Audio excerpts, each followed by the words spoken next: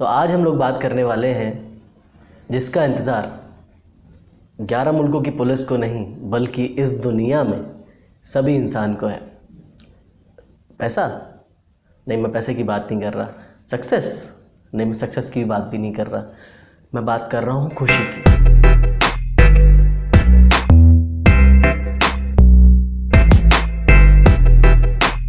नमस्कार, आदाब, सत श्री अकाल, केम छो। Welcome to all of you once again in my YouTube channel जिसका नाम है परेश यादव दिल से। जी हाँ, खुशी। हर इंसान खुश रहना चाहता है। आज अगर आप किसी से भी पूछें कि आप खुश रहना चाहते हैं या दुखी रहना चाहते हैं तो 99.99% ये बोलेंगे कि हम खुश रहना चाहते हैं। बट क्या वह सच में खुश हैं? एक अभी रिसर्च हुई है, मैं उसको अपन एलैबोरेट करेंगे कि खुश रहने का एक्चुअल फार्मूला क्या है। और ये रिसर्च जो है बिल्कुल साइंटिफिक रीजंस आधार पर हुई है और इसका सोर्स जो लिया गया है वो दैनिक भास्कर से लिया गया है। सो ये जो मैं आपको बोलने वाला हूँ ये पूरी तरीके से साइंटिफिकली प्रूवन है। और खुश रहने की हम इधर उधर जहाँ भटकते रहते हैं उसका एक्चुअल संबंध किससे है, हम उस पर चर्चा करेंगे। कहते हैं ज़िंदगी हमें 2 बार मिलती है।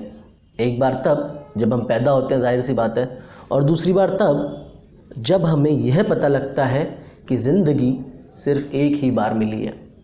जी हाँ, तब हमारा दूसरा जन्म होता है जब हमें ये पता चलता है कि ज़िंदगी सिर्फ एक ही बार मिली है और इस एक बार मिली ज़िंदगी में खुश रहना बहुत ज़रूरी है। तो हम बात करने वाले हैं खुशी की और खुशी के फॉर्मूले की। तो खुशी का एक सिंपल सा फॉर्मूला है, वो क्या है आइए जानते हैं। तो खुशी का फॉर्मूला है उम्मीद प्लस जोखिम प्लस आपके फैसले। इन तीनों का इक्वल होता है खुशी।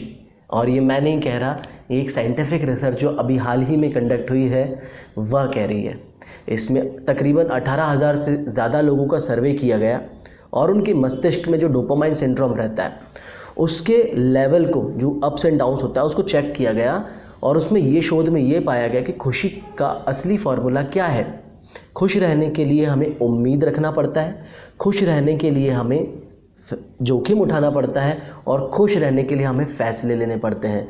जब हम तीनों का एक बैलेंस बनाते हैं तो हमें खुशी मिलती है। और ये बात बिल्कुल सही है। तो आइए समझते हैं इसको। पहले समझते हैं उम्मीद। उम्मीद बेसिकली क्या होती है? उम्मीद हमें हिम्मत देती है। सपोज़ आप कोई काम करने जा रहे हैं और वो काम सही नहीं हुआ तो अब आप क्या करेंगे? उस काम को छोड़ देंगे? नहीं, हमें कोई हिम्मत देने वाला होगा। हम तो निराश हो जाते हैं, लेकिन जब हमें कोई हिम्मत देने वाला होता है और वो हमें कहता है कि अभी ये परिस्थिति अनुकूल नहीं है, लेकिन आप आशा रखें, उम्मीद रखें कि आने वाले दिन में, आने वाले महीने में, आने वाले साल में आपकी जो परेशानी है वो सही हो जाएगी। तो जब कोई हमें ऐसा कहता है तो हमें एक हिम्मत मिलती है। तो उम्मीद एक्चुअली हमें हिम्मत देती है। I hope you can understand. एक इससे रिलेटेड वीडियो मैंने पहले भी बनाया था, तो आप उसे हमारे वीडियो के लिंक के डिस्क्रिप्शन में भी देख सकते हैं, एक्चुअल उम्मीद क्या होती है। सेकंड जो हम आज बात करने वाले हैं वो बात करने वाले हैं हम लोग जोखिम की, रिस्क की। एक फिल्म का बहुत मशहूर डायलॉग था कि रिस्क है तो इश्क है ना। अगर if you can not take risk then you can not be happy. और ये बात भी बिल्कुल सही है। लेकिन रिस्क क्या होना चाहिए, रिस्क कैसे होना चाहिए? रिस्क एकदम कैलकुलेटेड होना चाहिए। ऐसा नहीं कि आपके पास पूरा जो संपत्ति है वो आपने पूरी लगा दी कि चलो मैं ये कर लेता हूँ, मैं वो कर लेता हूँ, और आपने पूरा पैसा अपना उसमें लगा दिया। रिस्क लेने के भी फैक्टर्स होते हैं, आपको समझना पड़ेगा कि कैलकुलेटेड रिस्क क्या होती है। मैं आगे आने वाले कुछ समय में इस पर वीडियो बनाऊँगा, तब तक आप खुद अपना पढ़िए और रिसर्च करिए कि जोखिम में एक्चुअली कितनी रिस्क लेना चाहिए।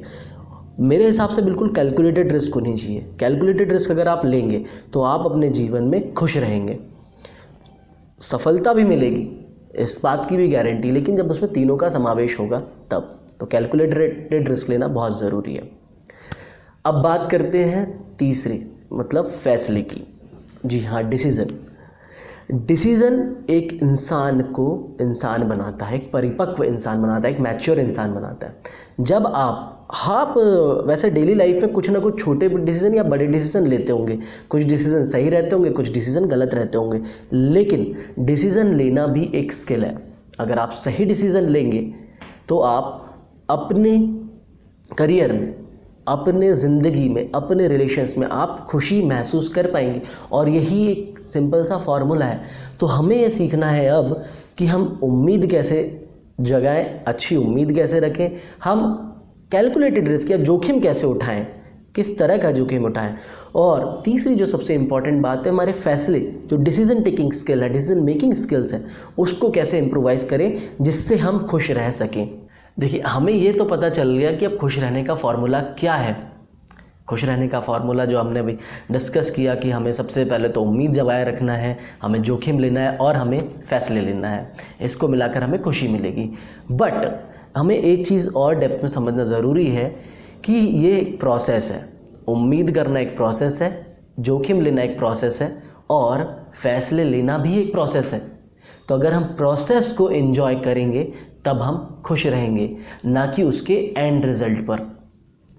I hope you can understand कि हम जब किसी काम की प्रोसेस में इनको एंजॉय करने लगते हैं तो हम अपने आप खुश रहना चालू कर देते हैं और खुश रहने लग जाते हैं। तो अगर आपको ये वीडियो पसंद आया हो तो आप लाइक करिए, शेयर करिए, सब्सक्राइब करिए। और अगर आप इनमें तीनों चीज़ों में और डिटेलिंग जानना चाहते हैं तो प्लीज़ मुझे कमेंट सेक्शन में बताइए, ताकि मैं और रिसर्च करूँ और अच्छी अच्छी वीडियोज़ आपके लिए लाते रहूँ। Thank you so much.